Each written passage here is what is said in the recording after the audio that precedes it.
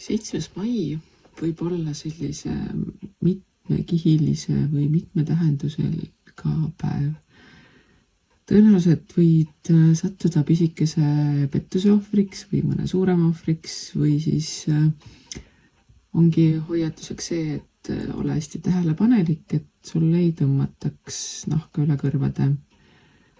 Hoia oma varandus enda ligi ning ära jaga seda nii-öelda avalikult või ära tuuluta seda siukse suure hurraaga ringi.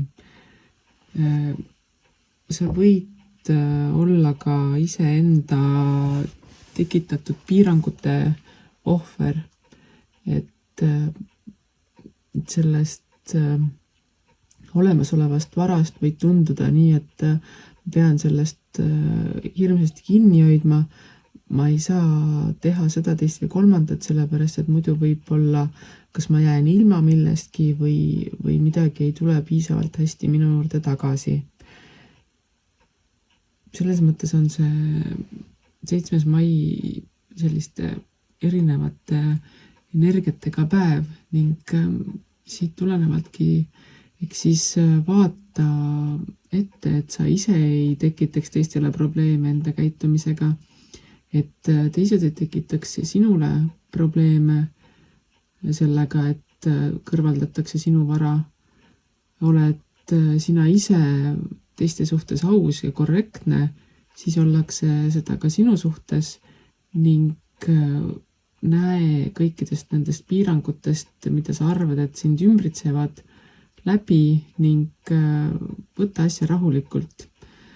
On küll see, et nii-öelda varandus võib tunduda, et see on ainult minule, hoiad seda 10 küünega enda poole, kuid alati ei ole see nagu kõige mõistlikum, kuid siiski loo endale siuke kindel põhi, vundament ja sealt edasi siis vaata, et kuidas sinu finantsseis liigub, et kui sa seda kiivalt endal hoiad, siis võib juhtuda, et see tekitab probleeme, kuid samas teiselt küljelt ongi see, et ära seda ka nii suure hurraaga ringi luhtita, et teistel võiks tekkida mitte ausaid mõtteid selle suhtes. Ehk et siis ole ise aus, ole teiste suhtes tasakaalukas ning jälgi, mis sinu ümber toimub ning kõik piirangud ei ole alati piirangud. Mõni võib olla ka redel tulevikku või kaitse sinu varanduse kasvamiseks.